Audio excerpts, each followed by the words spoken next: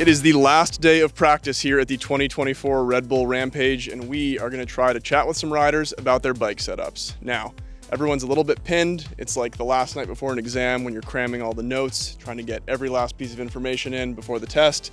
But instead of that, it's, finishing the landing on the 80-foot drop or watering the chute that you've just now guinea pigged. Just casual stuff like that. So we're going to try to sneak in there, take their time for only 5 minutes, chat through the bike, and see what makes a Rampage bike a Rampage bike. All right, we are down here at the bottom of the course with Szymon Godziek and his beautiful brown Specialized demo. Now, this is your 7th Rampage, I believe, and you're pretty used to the setup at this point, but what makes a Rampage bike for you? This year, I am for the first time on specialized bikes, and that's new for me already. And also, I think what makes my bike different from all of the other guys is that my frame is small. I chose a small size because I like to have my freeride bike small, easier to spin, feeling better, like this kind of a BMX feeling with full suspension. Okay. And are you doing looks like you have a pretty regular wheel setup, right? Yeah. 27 front and rear? 27 both. Industrial 9, Continental tires, super stiff. Okay. So you're just setting it up for the biggest hits, same as most people. Exactly, I think so. It's like the same setup as I go with to, for example, Darkfest or all these big air events. Yeah. So even though there's some more tech and loose, kind of rocky stuff, you're just still setting it up for the big jumps mostly. Yeah, I mean, it's not really. It depends what you dig here. And, yeah, for sure. For me, as a jumper, what I dig here is mostly drops and jumps. So there is not so much tech, loose stuff. For my front brake, I leave more space here. Okay. And that's for Superman seat grabs. When I come back from the grab, I want to have more space here. Okay. To not touch the brake. So you don't want to accidentally grab brake. Exactly. Cool. Yeah. Okay. That's it. a good reason. I think that's it. Sick, man. You're running a single speed. Yeah, rock shocks, boxer in the front, 160 psi, full of tokens, 300 psi in the back, Vivid, Ultimate. What else? Reverse components, Nico wings, handlebar, saddle. Well, cool. And the single speed. Good deal. Yeah. Well, good luck with the rest of the practice today. Hope tomorrow goes well. Thank you. Yeah, stoked for you. Thanks, man. Thanks, man. We are here at the bottom of the course with the man himself, Kyle Strait. Now, you've done as many Rampages as there have been. Yep. So, you feeling good this year? You ready to go? Yeah, I feel great. My bike's running great. Back at this same venue as, 18, 19 or something like that. Pretty similar line. Feeling good on the bike. Did a top to bottom this morning. And sick. So it's always nice coming into the event with at least one complete run. Good deal. So you've been doing this, again, as long as the event's been running. You've got a pretty good sense of how to build a Rampage bike, and you're on a brand new Ari bike this year. Yes. What does it take to build a Rampage bike to you? Is there anything different from regular riding that you really focus on? Yeah, obviously the tuning and the shocks, the suspension is huge, and just working. I've been working with Ari a lot on shortening the rear end from the standard downhill bike, right? So it's a little bit shorter. Obviously, we're tricks and things. Working on shock setup with rock shocks. So all those things kind of combine into one thing, and then you're like, ooh, let's try this here. Let's try this here. So each day we're out here, we're doing small changes. But yeah, I mean, this bike's running great. This is one of 2 of them I have out here. This is the tan one. I also have a blue one with a boxer on it, and realistically, you never know when the wind's gonna blow here, and I'll just be making my choice depending on if the wind's going or not. Cool. Yeah, I was gonna ask about that because you've got 2 almost identical builds, just fork difference basically. That is correct. This one's got the potential bar spin tail whip setup. I've noticed the bikes have all sorts of flip chips and whatnot. Are you just, as you said, setting it up for maximum maneuverability? Yeah, roughly. So this is pretty much a stock downhill bike, the Superior Peak and from Ari, and I'm in the high setting because obviously I'm running 27.5 front rear, but also 29 Zeb or Boxer to keep that front end up so we're not dragging pedals. So yeah, I mean, I'm in the non-progressive actually. I felt like really? the bike actually sat up higher in the travel. Okay, checks out. Yeah, with the kind of sitting mid-stroke on like hitting jumps, Okay. which was kind of wild to me. And I was like, all right, sweet, we'll do the linear setup. But other than that, it's pretty close to stock and obviously insane paint. Yeah, super sick. So yeah, I'm really stoked on it, and the bike's feeling really good out there. If I'm vibing on my bike, if I'm enjoying it, if I'm feeling good on it, you know, sometimes it can look like, you know, a beat up old bike. But if you're feeling good, yeah. you're feeling good. So I mean, realistically, for me, feeling good on my bike is the most important thing, and obviously, if it looks this good too, you're even more stoked. No doubt. Well, sick, man. Thanks so much. Good luck tomorrow. Thank you so awesome. much. Yeah. Appreciate it. I am down here with Isaac Paddock of the YT Mob and Bienvenido's YT Tues.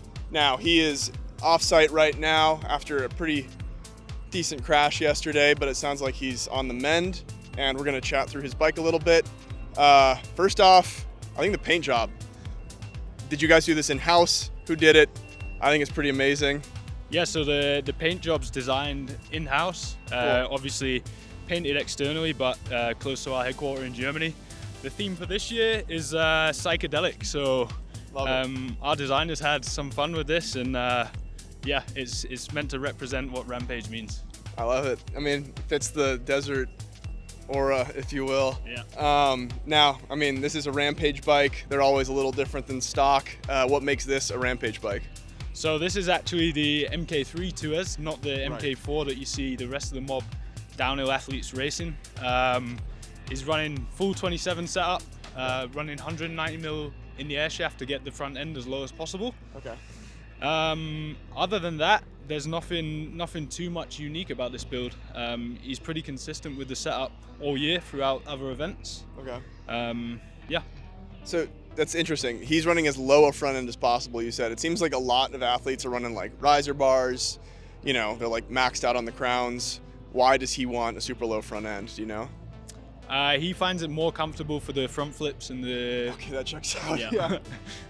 Basically the front. It's not a consideration I've ever had to think about. Yeah, I think the most unique part of his build is actually the lever angle. Like if you feel his levers, they're quite considerably different. Oh, really? Yeah. Oh, yeah, they are. Is that just like weird old injuries or just like the way that he likes to keep it? Just the way he likes to keep it. Okay. Yeah, it works for him, so yeah, don't question it. Okay, yeah, why not? We are back with the man, Sean Hughes of the Yeti group, and we've got Adolf Silva's SB165 here. That's it. One of the two men's bikes we're gonna see from Yeti on course tomorrow. You wanna walk us through what makes this a Rampage bike and maybe what's different from the other men's competition bike we've got? Yeah, sure, no worries. So Adolf and Reed are both running SB165 in small, in the mini mullet sort of configuration, which is same as what Robin's running, 26-inch rear and 27.5 front rather than 29 front and 27.5 rear. The reason for that is just a bit smaller overall package for when they do sort of quick in-air rotations like backflips and spins and stuff like that. And they both backflipped the Price is Right drop today, didn't they? So Yeah. a proven technique. Yeah, Adolf kicked it off with the first backflip off it, and then Reed was like a minute later, and they were pretty hyped up about it. So Yeah, I can imagine why. Yeah. So like what is there much of a difference between the two of them in terms of setup? I mean, obviously sponsors differ, but beyond that, is there like a different approach at all? It's really is the sponsors that are mainly changing between the two. Let's say, for instance, last year they were on the same frame, but Reed had a single crown fork and a hydraulic gyro for doing some spinny things. But this year they've both opted for a dual crown fork from their respective sponsors. Yeah. And I mean, they're hitting pretty similar lines. They are different in terms of the direction they go. And then Reed's got a completely different bottom section, which is where all that dust is coming from. They're doing some heavy work up there right now. His build crew has been working on that drop all week because it literally is building a wall. Sorry, but the differences really are very minimal. Sponsors mainly. They've even got very similar setups. I mean, you're looking at both, they're similar weight. The forks and shocks feel the same, even though they're from different rock hard. colors. Yeah, pretty much. But yeah, Adolf's quite a small guy, and his suspension is much firmer than any bike that we normally work on in the crew. So yeah.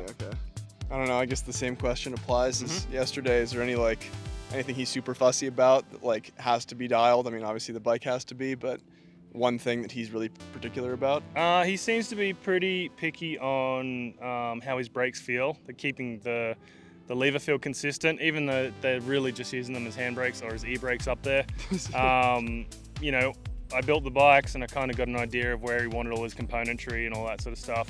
And it's stayed consistent all week, and you know, there's been a few tiny little changes. But yeah, he likes his cranks to be tight so they don't spin too easily. Okay.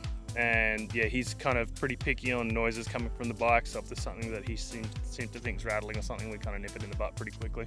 But the nature of the beast is they throw them off cliffs, so we gotta chase some gremlins if they pop up. But it's been really good this week so far. The dust is seemingly forgiving at the moment, so we'll see how that goes. Sweet. Well, good luck to the team tomorrow, and Thank you. Thanks again for the time. No worries, thank you very much. All right, we are down here with Bellingham local Talus Turk and a very purple bike. He's gonna ride it on the hill tomorrow. We're gonna ask him some questions about it right now. Talus, what makes this your bike and what makes this a Rampage bike? Kind of the inspo on the design is from my dad.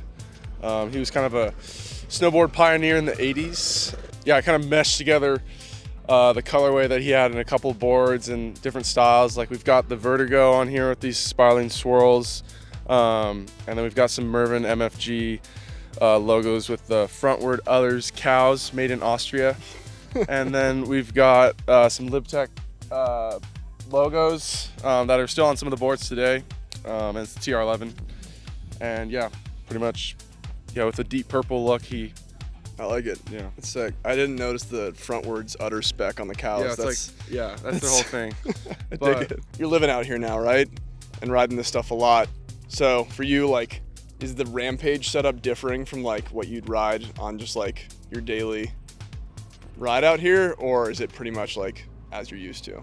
I pretty much just run my bike the same for a huge jump or for steep here, because you know you want to have slow rebound for the one drop after another. Yeah, for sure. This is a stock TR11, right? Yeah, stock TR11. Well, actually no.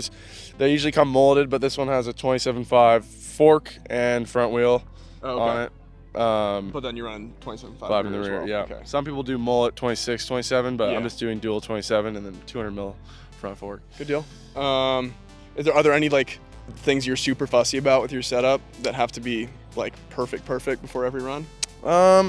I do a couple things with the pedals actually. I put some different pins in some of the sides here, so I kind of do these scrubby screws and then pointy screws, but the outside ones are for help for tables or even foot tricks. It's you can still lift them off the bike, but they don't get caught in the sides of your foot when you're doing moves, for me personally. And another detail, I guess, is I'm running actually Hannah Bergman's signature the deep tennis purple stem and pedals. Sick. You know, she's not out here riding women's, which is super unfortunate, but you know, we're out there riding in spirit of her, so. Good deal. I like that. Yeah. Well, sick, man. Thank you. Good luck tomorrow. Hope it's fun. Yeah. Yeah. There you have it. 5 choice bikes from this year's Rampage. We'll be stoked to see them live on course tomorrow, so be sure to tune in for that. And head over to the Pinkbike homepage. We've got so much stuff about this year's Rampage. The bikes, the riders, the course. And then subscribe to the YouTube because there'll be plenty more recaps coming. And for now, have some fun. Get out for a ride. Peace.